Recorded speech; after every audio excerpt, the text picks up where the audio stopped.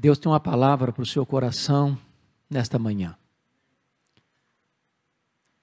Nós cremos que todas as vezes que abrimos a Bíblia e expomos a palavra de Deus, é o próprio Deus quem está falando. E a Escritura diz que se hoje ouvirmos a voz de Deus, não devemos endurecer o nosso coração. Então eu quero convidar você para abrir a sua Bíblia comigo aí na sua casa, na segunda carta de Paulo a Timóteo, e eu vou ler 4 versículos. Quero que você acompanhe comigo esta leitura. O primeiro versículo está no capítulo 1, versículo 14. Paulo diz: guarda o bom depósito, mediante o Espírito Santo que habita em nós. O segundo versículo está no capítulo 2, versículo 2. E Paulo diz: participa dos meus sofrimentos como bom soldado de Cristo Jesus. O terceiro texto está no capítulo 3, versículo 14. Quando Paulo diz assim: tu, porém, permanece naquilo que aprendeste e de que foste inteirado, sabendo de quem o aprendeste. E o último texto, quarto texto, está no capítulo 4, verso 2, quando Paulo diz: prega a palavra, insta, quer seja oportuno, quer não, corrige, repreende, exorta com toda longanimidade e doutrina. Meus irmãos, todos vocês têm plena ciência de que esta foi a última carta que o apóstolo Paulo escreveu. Paulo escreveu esta carta da sua segunda prisão em Roma, de onde saiu para o martírio. Paulo escreveu esta carta quando estava na masmorra mamertina, uma prisão insalubre, fria, úmida, escura, de onde as pessoas saíam leprosas ou para o martírio. Paulo escreveu essa carta já no corredor da morte, na antessala do martírio, aguardando o dia da sua execução. Ele já era um homem velho, cheio de cicatrizes, um homem que, mesmo nos portais da morte, estava preocupado com o evangelho, com o futuro da igreja cristã. Ele já tinha plantado igrejas nas províncias da Galácia, da Macedônia, da Acaia, da Ásia Menor. Sua história era uma história de muitas lutas, porque havia sido perseguido em Damasco, rejeitado em Jerusalém, esquecido em Tarso. Já tinha sido apedrejado em Listra, preso e açoitado em Filipos, escorraçado de Tessalônica, enxotado de Bereia, chamado de tagarela em Atenas, chamado de impostor em Corinto, enfrentado feras em Éfeso. Já tinha sido preso em Jerusalém e acusado em Cesareia. Já tinha enfrentado um naufrágio no caminho a Roma, picado por uma cobra em Malta. Já tinha sido preso pela primeira vez em Roma. Mas agora, em virtude do incêndio de Roma, no dia 17 de julho do ano 64, uma brutal e cruel perseguição sobreveio à igreja de Deus naquele tempo. Os crentes foram crucificados, os crentes foram queimados vivos, os crentes a partir daí foram jogados às feras. A igreja estava emparedada por terríveis perseguições. O futuro do cristianismo estava passando sérios problemas e riscos. Paulo entendeu que no corredor da morte, ele precisava alertar o seu filho Timóteo, porque estava como que numa espécie de maratona de revezamento. E ele precisava passar esse bastão para Timóteo. E ele tem que fazer alguns alertas a Timóteo. A situação era grave. Ele diz no capítulo 2, verso 9 desta carta, que ele estava algemado, enfrentando esta prisão, não como um pregador, não como um apóstolo, mas como um malfeitor, como um bandido, como um criminoso, porque colocaram sobre as suas costas a imputação deste crime terrível, de ser o líder dos incendiários de Roma. Em virtude da sua prisão, e de todas as coisas que implicavam esta prisão, ele diz no capítulo 1, versículo 15, que todos os da Ásia o abandonaram, seus próprios filhos na fé, das igrejas que ele plantou, direto ou indiretamente, em Éfeso, Esmirna, Pérgamo, Tiatiro, Sardes, Filadélfia, Laodiceia, Colossos e Herápolis. Em virtude da sua prisão, o próprio Timóteo estava com vergonha dele e de suas cadeias. Em virtude dessa circunstância tão sombria, ele diz no capítulo 4:16, que na sua audiência de defesa, todos o abandonaram, e ninguém foi a seu favor. Entretanto, Paulo não está no corredor da morte, preocupado com ele mesmo, mas com o futuro da igreja, com o evangelho. Irmãos, nós estamos vivendo dias também complexos nesse sentido, onde mundo afora, inclusive no Brasil, enfrentamos riscos de todas as frentes, de todos os lados, quando há um esforço deliberado para se desconstruir os valores cristãos, para se apagar o ímpeto no coração de tantos, desta chama bendita do Evangelho. E hoje nós não estamos aqui para lamentar, nós estamos aqui para alertar a igreja de Deus, para que ela se levante, para que ela empunhe bem alto o pendão do Evangelho, para que ela não se acovarde, para que ela não retroceda, mas para que ela compreenda a grandeza da mensagem que ela tem, e não pode abrir mão do poder do Evangelho. Então Paulo nos traz aqui 4 alertas, 4 imperativos, 4 ordens que a igreja não pode jamais deixar de obedecer. E a primeira delas está no capítulo 1, versículo 14. E Paulo diz a Timóteo: Timóteo, guarda o bom depósito, guarda o Evangelho.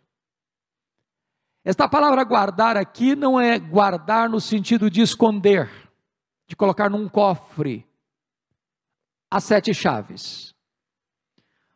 O assunto que está em pauta aqui é que, ao mesmo tempo que a perseguição era brutal contra a igreja, os falsos mestres, as falsas doutrinas estavam encontrando espaço nas igrejas. E Paulo está dizendo para o Timóteo: meu filho, guarda este evangelho incontaminado. Não permita que este evangelho seja um evangelho misturado, híbrido. Não abra mão, Timóteo, da fidelidade à palavra de Deus. O evangelho não pode ser diluído, não pode tornar-se palatável para agradar as pessoas. Um evangelho híbrido é um evangelho impotente. Mantenha, Timóteo, a sua fidelidade absoluta, guardando este evangelho intacto das misturas, dos hibridismos, das influências do mercado da fé. Não negocie a verdade, Timóteo. Não transija com a verdade, Timóteo. Guarda este evangelho intacto, puro, porque só este evangelho é o poder de Deus para a salvação de todo aquele que crê. mesmo num tempo difícil, irmãos, onde o evangelho tem sido atacado, em todos os setores da sociedade, de todas as frentes, de todos os lados, a ordem de Deus para você e para mim e para a igreja de Cristo, aqui na nossa nação e mundo afora, é este: guarda o bom depósito, não negocie a verdade, não transija com a verdade, não entre pelos descaminhos do liberalismo, do sincretismo religioso, ou das falsas doutrinas que tentam diluir o poder do evangelho, a singularidade do evangelho, a fidelidade das Escrituras. Mas a segunda ordem que Paulo dá para Timóteo, para mim e para você e para a igreja, hoje, está no capítulo 2, versículo 2. Sofre, participa dos meus sofrimentos, como bom soldado de Cristo. Eu quero dizer a você que não há cristianismo sem sofrimento. Não há cristianismo sem perseguição. Não há cristianismo sem luta. É por isso que a Bíblia diz que os covardes, os medrosos, não entrarão no reino de Deus. Para ser cristão tem que ter fibra, tem que ter coragem, tem que ter disposição de se posicionar, tem que ter fibra e firmeza para não retroceder mesmo diante do sofrimento. Paulo vai listar aqui uma série de exemplos. Nós somos soldados, nós somos mordomos, nós somos atletas, nós somos como lavradores, nós somos como obreiros, nós somos como um vaso, nós somos como servos. E para você ser um cristão é preciso estar disposto a sofrer, a sofrer. Todo aquele que quiser viver piedosamente em Cristo, Paulo diz no capítulo 3, verso 12 desta carta, vai ser perseguido. O mundo nunca vai nos aplaudir se formos fiéis ao Senhor Jesus Cristo. É uma tolice querer agradar o mundo para conquistar o mundo. Cabe à igreja pregar o evangelho, não com ostentação, não com soberba, não com arrogância, mas com o coração quebrantado, com a mente cheia de luz e com o coração cheio de fogo, dispondo-nos até mesmo a sofrer por este evangelho. Foi assim com os profetas, foi assim com os apóstolos, foi assim com o precursor do Messias, João Batista, foi assim com Jesus, foi assim com os cristãos primitivos, foi assim com os pais da igreja, foi assim com os reformadores, foi assim com os avivalistas, é assim com a igreja de Deus ainda hoje. Mas a terceira verdade, a terceira ordem que Paulo nos dá nesse texto, está no capítulo 3, versículo 14, Paulo diz: tu, porém, permanece naquilo que aprendeste, de que foste inteirado, sabendo de quem o aprendeste. Agora não é apenas guarda o evangelho, agora não é apenas sofre pelo evangelho, mas agora permanece no evangelho.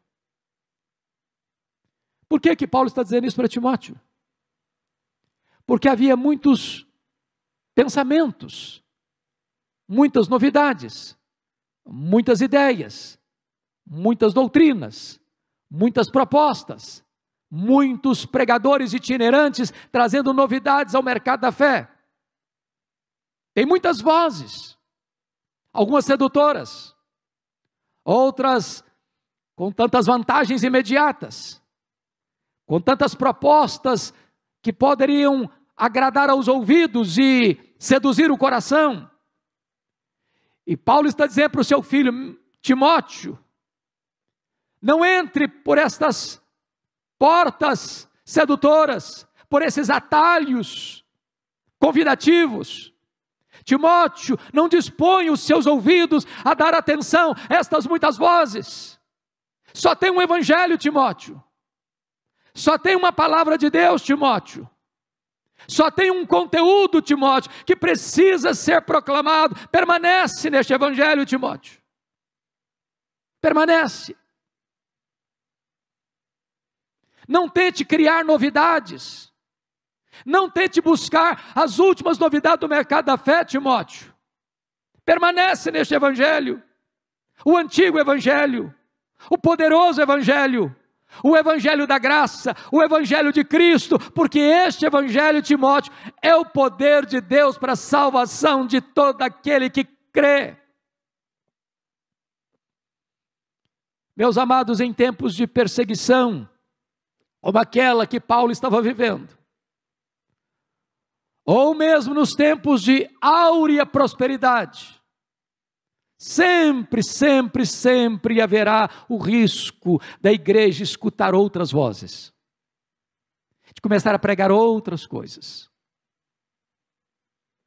As novidades que surgem, os favores que aparecem, as vantagens, as ilusões. E Deus está dizendo para você e para mim, permanece naquilo que você aprendeu. Deus não mudou, o Evangelho não mudou, a palavra não mudou. Não há outra proposta que possa trazer esperança para o homem, a não ser no Evangelho bendito do Senhor Jesus Cristo. Permanece nesta verdade. Porque esta palavra, Timóteo, essa escritura é inspirada por Deus e útil para o ensino, para a repreensão, para a correção, para a educação na justiça, Timóteo. Timóteo, a palavra de Deus é eterna, Timóteo. A palavra de Deus é inspirada, Timóteo. A palavra de Deus é infalível, Timóteo. Ela é inerrante, Timóteo. Ela é suficiente, Timóteo. Então não corra, Timóteo, atrás das novidades. Permanece, meu filho, naquilo que você aprendeu. Mas a última ordem que Paulo traz para Timóteo e para você e para mim, está no capítulo 4, versículo 2. Paulo diz: Timóteo, não basta apenas guardar o Evangelho, não basta apenas sofrer pelo Evangelho, não basta apenas permanecer no Evangelho. Timóteo, prega a palavra, quer seja oportuno, quer não, insta, corrige, repreende, com toda a longanimidade e doutrina. Oh, irmãos, nós vivemos um ano atípico no Brasil e no mundo. Estamos aqui agora com o templo fechado, mas a igreja está aberta. A igreja somos nós. O templo onde Deus habita está aberto, porque o templo da morada de Deus somos nós. A palavra de Deus não está algemada, a igreja não está parada, a igreja está viva, a igreja está ativa, a igreja está dinâmica, a igreja está proclamando em alto e bom som a palavra. Paulo esteve algemado, preso várias vezes, mas a palavra nunca ficou algemada. Ele diz: eu não sou prisioneiro de César, eu sou prisioneiro de Cristo, eu sou embaixador em cadeias, e você e eu precisamos, como Paulo, pregar, doentes ou com saúde, presos ou em liberdade, em lugares fechados ou em lugares públicos, onde você estiver, prega a palavra, prega a palavra. E eu quero encorajar os meus irmãos que estão me ouvindo, eu quero encorajar os pastores que estão me ouvindo, meu amado irmão, não é hora de nós nos acovardarmos, não é hora de nós calarmos a nossa voz, não é hora de nós buscarmos refúgios para ficarmos amedrontados, é hora de nós buscarmos estratégias em Deus, para alargarmos as fronteiras, para termos mais voz, mais capilaridade, mais alcance, e levar esta palavra bendita aos corações machucados, aflitos, desesperançados. Prega a palavra.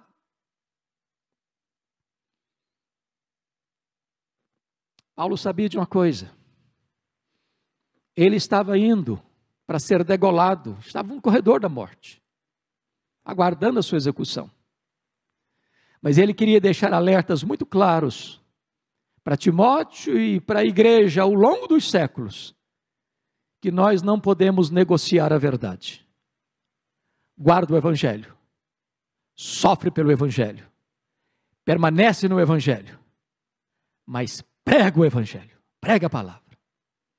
Que Deus nos ajude, irmãos, nesse tempo de tanta angústia e dor, a não calarmos a nossa voz, porque a esperança dos homens não está nos recursos dos homens, mas está em Deus e na sua bendita palavra.